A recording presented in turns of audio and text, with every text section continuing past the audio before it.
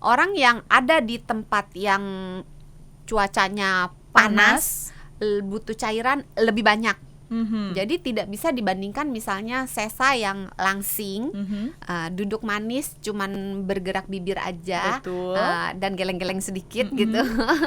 Itu dibandingkan dengan kita ambil yang ekstrim ya, misalnya tenaga pengangkut barang di pasar Tanah Abang yang bolak-balik mengangkat barang berat di bawah sinar matahari, itu kebutuhan cairannya pasti akan beda jauh gitu.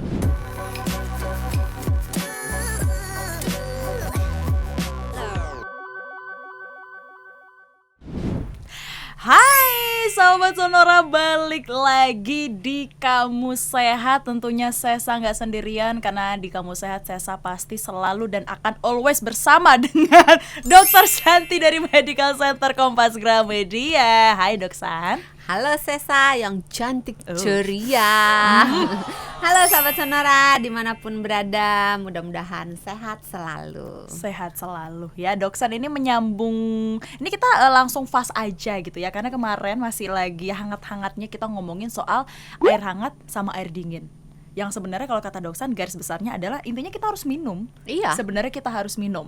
Nah, karena kita harus minum itu muncul kemudian pertanyaan, sebenarnya per hari untuk satu orang itu baiknya minum berapa banyak sih Dok San? Ini pertanyaan yang sulit dijawab tapi sering ditanyakan. Kenapa tuh?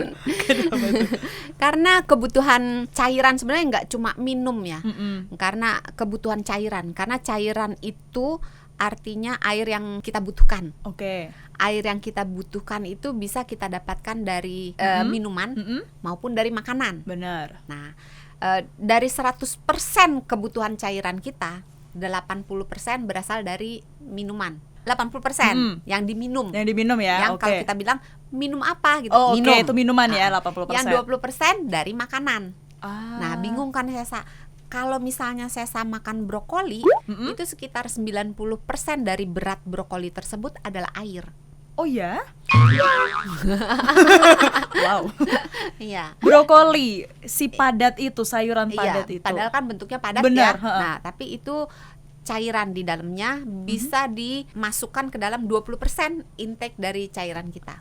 Pokoknya sebagian besar tubuh kita memang adalah air. Dalam tulang aja ada airnya. Makanya jangan sahabat Sonora melupakan cairan. Baik makan, baik minum. Kembali lagi ke pertanyaannya, berapa banyak? Nah, itu belum dia. dijawab soalnya belum dari dijawab. tadi sahabat Sonora Muter-muter muter aja Dokter Santi. Hobinya Terus muter aja ya. Kalau ini ojek online nih rugi bandar. Oh iya benar. Karena udah nggak dapat, muter-muter udah gitu. decline semua. Yuk lanjut ya Dok San ya. Jadi berapa banyak Dok? Kebutuhan cairan pada setiap orang itu berbeda-beda. Tergantung pada jenis kelamin, berat badan, umur, cuaca, aktivitas fisik, status kesehatan, tadi baru mau dan ditambah lain-lain. status apa. Banyak ya? Banyak. Jadi misalnya orang yang berat badannya lebih besar atau lebih berat, itu butuh cairan lebih banyak. Orang yang melakukan aktivitas fisik lebih intens, lebih berat, butuh cairan yang lebih banyak. Orang yang ada di tempat yang cuacanya panas butuh cairan lebih banyak. Jadi tidak bisa dibandingkan misalnya Sesa yang langsing, duduk manis, cuman bergerak bibir aja, dan geleng-geleng sedikit gitu. Itu dibandingkan dengan kita ambil yang ekstrim ya, misalnya tenaga pengangkut barang di pasar Tanah Abang yang bolak-balik mengangkat barang berat di bawah sinar matahari, itu kebutuhan cairannya pasti akan beda jauh gitu. Jadi tidak bisa dikatakan bahwa minum air itu harus 8 gelas sehari, atau ada yang bilang 1,5 liter, 2 liter, 3 liter per hari gitu. Itu tidak bisa dipukul rata. Jadi tergantung tadi faktor-faktor itu. Jadi kalau ditanya berapa banyak, sulit dijawab. Status kesehatan juga pengaruh. Misalnya gini, orang yang punya penyakit ginjal penyakit ginjal ada yang diminta untuk banyak minum, ada yang diminta untuk sedikit minum. Nah itu aja udah beda gitu. Belum sakit jantung. Biasanya ada beberapa penyakit jantung yang diminta untuk membatasi cairan, membatasi minum. Okay. Nah, tapi kalau misalnya penyakitnya misalnya infeksi saluran kemih atau mungkin asam urat yang berlebih dalam darah, itu akan diminta untuk banyak minum. Jadi tergantung status kesehatannya apa. Kesehatannya apa. Ngomongin status kesehatan dulu tuh waktu masih kecil, waktu masih SD, zaman-zamannya demam gitu ya, sering banget tuh orang-orang tua bilang, banyak minum air putih deh biar demamnya turun. Bener nggak, Dok? Bener. Minum air membantu tubuh untuk menurunkan demam. Terus satu lagi tips nih di luar agak OOT ya. Apa mau buka topik baru lagi? Nanti aja, nanti selesai dulu aja satu, Dok.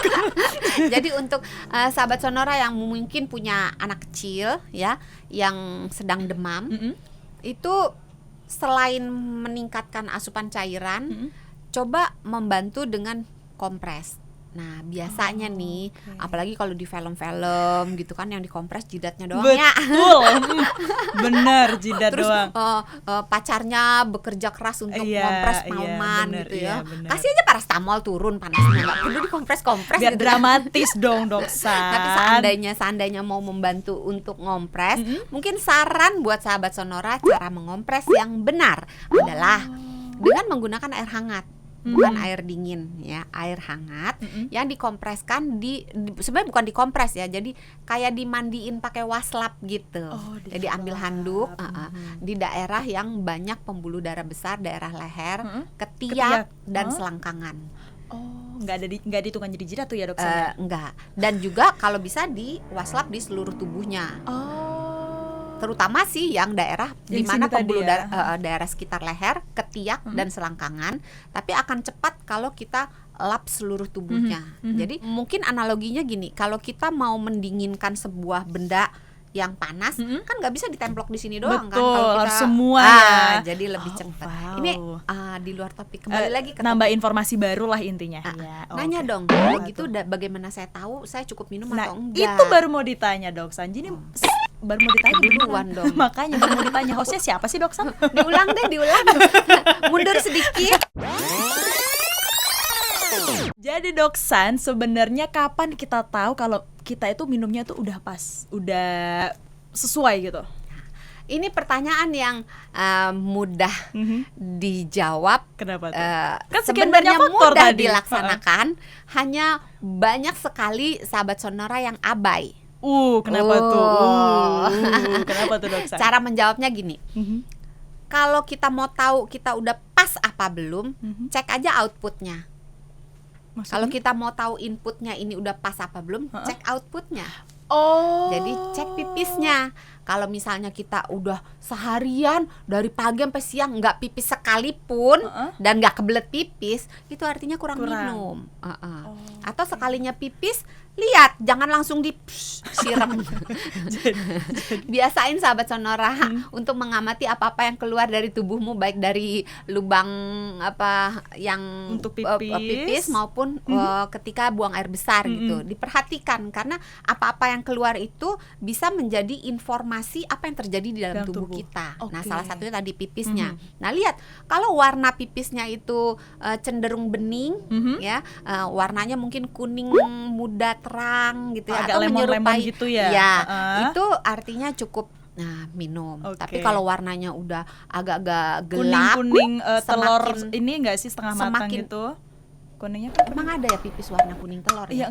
Membayangkan kuningnya bingung soalnya, Dok San. Gimana membedain kuning satu dengan kuning yang lain? Di insert ada kok gambarnya. Nanti mungkin diedit lah ya, bapak-bapak editor lah ya, bisa lah ya. Ada nanti warna-warnanya gitu. Jadi kalau udah warnanya gelap, itu biasanya menunjukkan kurang minum. Kecuali ada makanan atau minuman yang mempengaruhi warna urin.